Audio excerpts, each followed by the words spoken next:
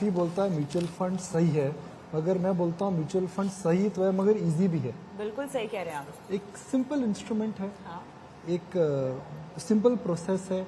KYC digital दुनिया में हम बात कर रहे हैं, हिंदुस्तान चांद पे पहुंच चुका है। हाँ। तो वो भी अब इजी लगता है। अगर म्यूचुअल फंड तो आप घर पे बैठ करके आज खोल सकते हैं, कल आपको ये जब बेचते हैं पैसा आ जाता है। मगर इतने इजी इंस्ट्रूमेंट के अंदर भी अक्सर लोग गलतियां करते हैं, और मैं अपनी गलती बताता हूँ। मैंने सबसे बड़ी गलती क्या करी, सिम साहब के पास भी जाएंगे, मैंने म्यूचुअल फंड में जल्दी निवेश करना चालू करा। बिकॉज फाइनेंशियल जर्नलिज्म से हम दोनों का नाता है, तो पावर ऑफ कंपाउंडिंग समझ में आई, देर समझ में आई। मगर as are income levels increased, मैंने सबसे बड़ी गलती क्या करी, मैं सिप कभी नहीं बढ़ाई। तो जो 1000 रुपए की सिप थी, अभी भी बहुत ज्यादा in proportion to my salary has not gone higher. तो आई थिंक एक मिस्टेक है, और आई थिंक सिंह साहब शायद एक बहुत बड़ी मिस्टेक है जो कई लोग कर रहे हैं। So SIP has become the new EMI today. सब समझते हैं, मगर as percentage of your total investment अगर आप चालू करते हैं तो उसको बढ़ाते नहीं है। Do you think it is time now to start increasing your EMIs as you progress?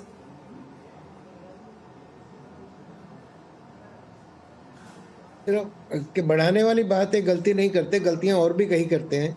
सबसे बड़ी गलती जो हमारी इंडस्ट्री है, हम पूरा म्यूचुअल फंड सही है ये तो संदेश हमने दे दिया, परंतु जब भी हम कोई भी इंटरमीडियरी या हम करते हैं तो सबसे पहले क्या बोलते हैं कि देखिए म्यूचुअल फंड में अगर कंपाउंडिंग का इफेक्ट लेना है तो आपको 5 से 10 वर्ष तक इसमें रहना चाहिए, या 3 से 5 वर्ष तक रहना चाहिए।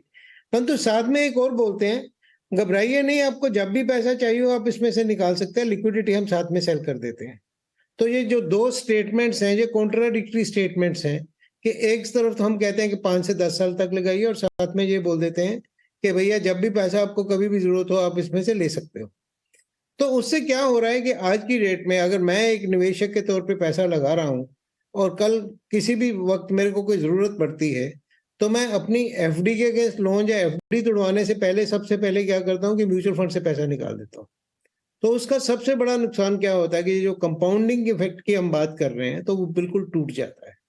और हमें आंकड़े भी ये बता रहे हैं कि बहुत से ऐसे निवेशक हैं जिनकी SIP चल रही है, पर चलती हुई SIP में से वो बीच में से पैसा निकालते हैं जो कि वापस डालते नहीं है, तो उसकी वजह से उनको पूरा फायदा नहीं मिल रहा है। ये एक संदेश देना बहुत जरूरी है। और दूसरा जो निकुंज जी आपने बोला बिल्कुल सही है कि हमारे जो इनकम लेवल बढ़ रहे हैं, परंतु आज की डेट में भी जब हमारी पर कैपिटा इनकम $650 थी, पूरे हिंदुस्तानियों की पर कैपिटा इनकम 650 थी, तब भी हमारा टिकट साइज 2000 रुपए था, एवरेज टिकट साइज। आज जब 650 से बढ़ के ये $2600 हो गई है, 4 गुना के करीब हो गई है, तो उस वक्त भी हमारा जो SIP का टिकट साइज है, average ticket size has move from 2000 to 2300 only, जबकि ये 5 से 7000 होना चाहिए। तो ये जो बहुत एक संदेश जा रहे हैं, जो ये होता है कि SIP में छोटे से आप शुरू कर सकते हो, परंतु एवरेज टिकट साइज भी नहीं बढ़ रहा। ये दो चीजें हैं जो कि निवेशक को और म्यूचुअल फंड इंडस्ट्री के प्लेयर्स को ध्यान में रखना है कि हमें टॉप अप करना है। जैसे जैसे हमारा इनकम का लेवल बढ़ता है तो हमें टॉप अप करना है SIP को, हमें SIP को रोकना नहीं है, और SIP का पैसा बीच में निकालना नहीं है। ये तीनों चीजें बहुत ही आवश्यक हैं, क्योंकि लिक्विडिटी हम ज्यादा बेच रहे हैं। We need to sell illiquidity also. We have oversold liquidity. Liquid है, जब मर्जी निकाल लो।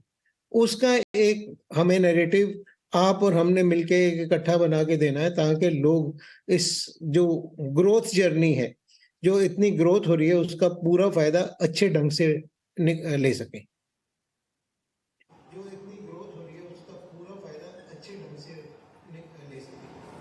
यही प्रेरणा इस महाकुंभ की कविता की हम लोगों को सही तरीका बता रहे हैं। The final choice is always with the investor. बिल्कुल सही। और साथ ही जो आप हमेशा